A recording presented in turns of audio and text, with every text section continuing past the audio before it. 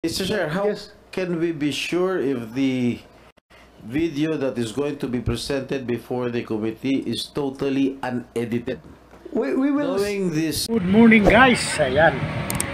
Tayo ay hindi nakikialam sa mga politics na yan kasi tayo ay hindi politiko, tayo ay small vlogger, small content creator. Bigyan natin ng reaksyon itong sagot ni Jonathan Morales kay Senator Jinggoy Estrada. Kayo na ang humugsa kung sino nagsasabi ng totoo. Basta ako, magbibigay lang ako ng reaction dito. At ako, hindi ako nakikialam ha. Siyempre tayo vlogger, kaya tayo ay magbigay ng konting reaction dito kung sino ba nagsasabi sa kanila ng totoo.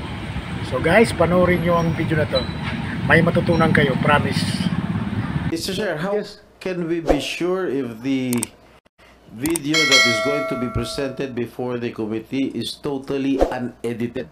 We will. Knowing this person who has a lot of criminal records, Mr. Well, Chair. we will see. At Your Honor, ay parang hindi naman po maganda yung sinasabi ni ni Senator Jinggoy Estrada patungkol sa akin. Para namang ako talagang hinuhusugahan, ako'y may kaso pa lang at hindi pa napapatunayan sa hukuman.